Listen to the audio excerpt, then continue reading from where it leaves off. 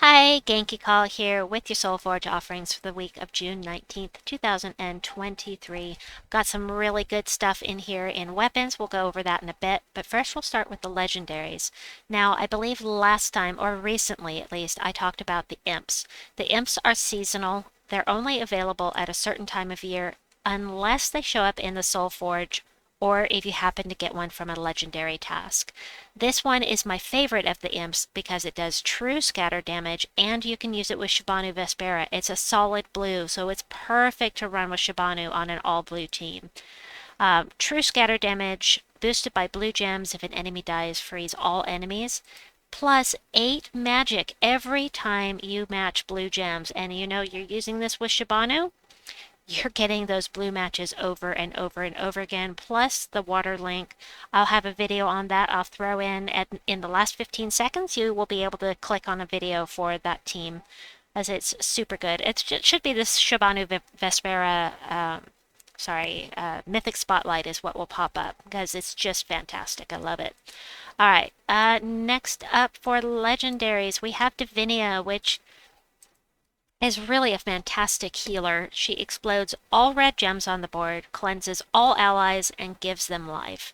So she does have a higher mana cost, but she's really excellent. That cleanse, the explosion, the life to all allies, it's just really, really powerful.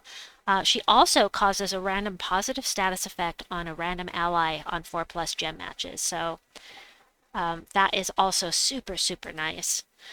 Next up, we have Frost Feather. You know, Frost Feather's okay. Damage to all enemies if there's an ice storm, curse all enemies.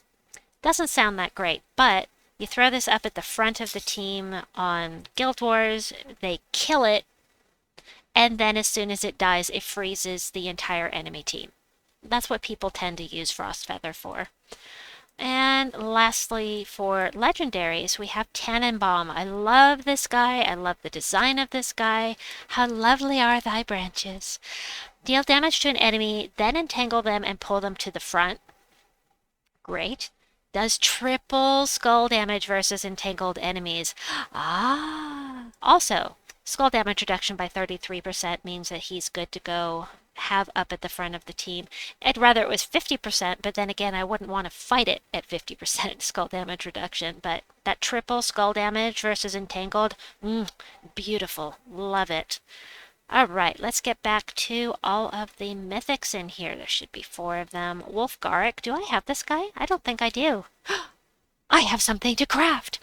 Gasp! I have so few things that I need now. Yay!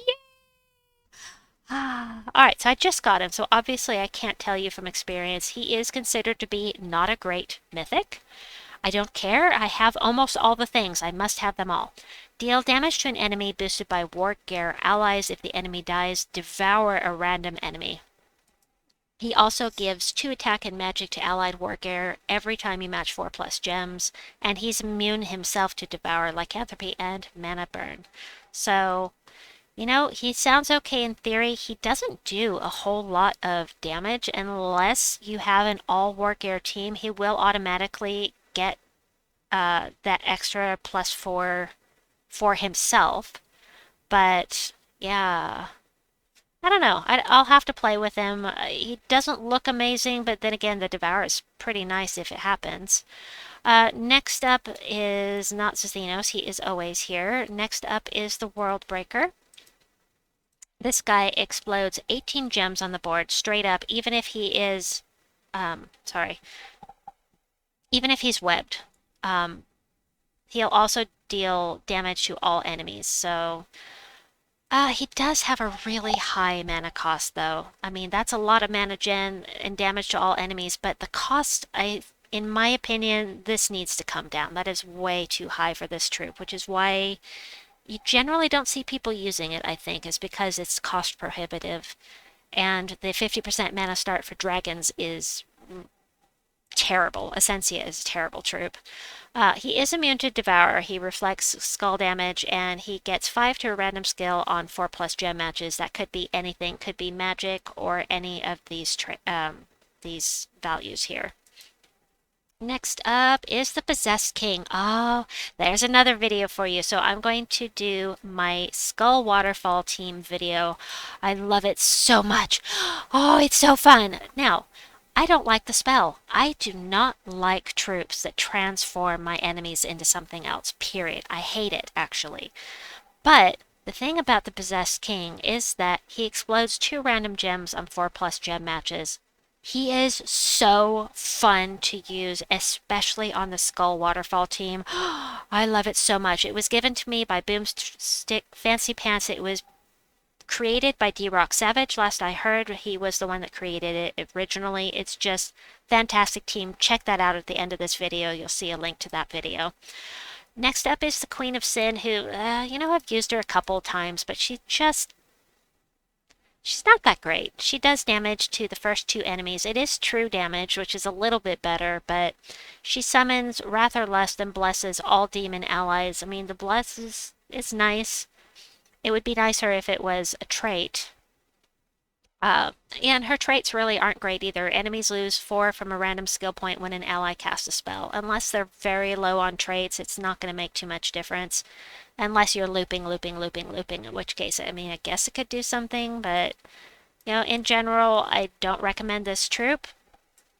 I mean, there are so many other troops that you could be looking at. Speaking of which, here is King Ollie's amazing list of upcoming Soulforge mythics.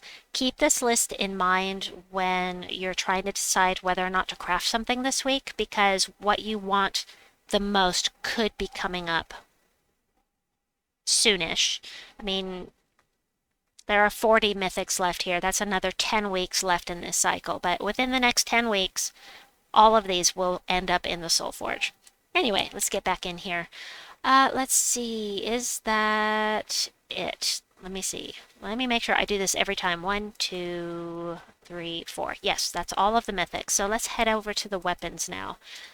So, the number one thing I'm going to recommend that you craft, absolutely must have, Trickster Shot. This thing is absolutely phenomenal. Okay, colors, first of all, are purple and green. You're going to eliminate all armor for an enemy, do damage to them. Then you're going to gain 2 magic boosted by the armor eliminated. That means the higher the level they are, the more magic you get, and you will absolutely decimate your enemy. It's so good for raid boss and for invasion or Tower of Doom. Anything that has really high level enemies that you're fighting, this thing is just great, and it self-enchants. And it also Hunter's Marks the first enemy as well. So this is a fantastic weapon. Absolutely recommend getting this one. Out of all of them here, there are some good things here, like the Summer Aegis. Love this weapon with Titania and Oberon with Leprechaun. It's a really fun team, really fast, really nice for the vault. But yeah, it does damage to an enemy boosted by Bright Forest allies and creates a mix of 6 green and red gems for each Bright Forest ally. Next up, we have the Fairy Ring. This one is for Fae. It's green and purple gems for each Fae ally. Then we've got a one of the 75 diamond cheapo ones. This one will remove all green gems, deal damage to an enemy boosted by the gems removed. You don't get any mana off of it, but you do deny that to your enemy. And if they're from Bright Forest or the battles in Bright Forest, you'll do double damage. And it self-enchants. That's not bad for an epic weapon. You don't see that very often. Next up is the Mystic Manuscript. I do love this weapon. I love my splody weapons. This self-enchants. That makes it awesome. So this one is green and brown. Explodes purple gems, grants a random status effect to all mystic allies, and then summons a mystic troop. Definitely love this one. Also, the Celestial Flask is from Bright Forest, which I had forgotten. Celestial Flask is very powerful, but it can backfire. It creates 3 potions of either blue, red, green, yellow, or purple, and you get an extra turn. So the fact that you get an extra turn makes it much less likely that you're going to lose the control of the board, is what I'm saying. It can make for some really long battles, but it is a very, very good mana generating weapon. If I could speak, that would help. Oh my goodness, I did it again. I hit the... Let me grab my tributes. I hit the escape button again. I'm so sorry. Weapons. Let me get back down there. Alright, Wand of Stars is always going to be here. This is a new permanent addition to the Soulforge. If you missed that, I went over it last week. Trick and Treat seems like it's always going to be here. It was originally supposed to be removed, but they forgot.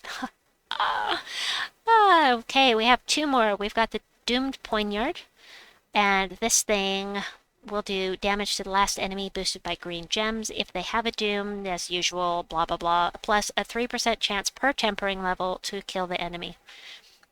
I do love the idea of getting that insta-kill chance. At most, you can have a 30% chance to insta-kill. That's okay. I do like that, but you have to be able to temper it. So that means you have to get the Forge Scrolls, which means you have to either get them in a tower event, a Tower of Doom event, I should say, or you have to craft them, and crafting them means using your precious... I think you have to use writs. Let me just double check. I'm pretty sure you have to use writs for those. Dun, dun, dun, dun. Forge Scrolls. Yeah, you have to use your writs, and personally, I would rather get my kingdom power levels and kingdom levels, not power levels, my kingdom levels up than get the Forge Scrolls, so yeah, that's just me though. Lastly, we have, that is the wrong tab, this one, Shimmer Scale's Wing. Shimmer Scale's Wing gives life to all allies, and if Shimmer Scale is on my team, gain an extra turn. I didn't realize we had an epic weapon that gave life to all allies. That's pretty cool. Also, you will barrier yourself when you cast with this thingamabobber doohickey. Anyway, I believe that is it for what we have available in the Soulforge. I hope that you've enjoyed this video. Please like and subscribe and check out the videos popping up on the screen. Have a wonderful day or night wherever you may be, and we'll see you soon. Bye-bye!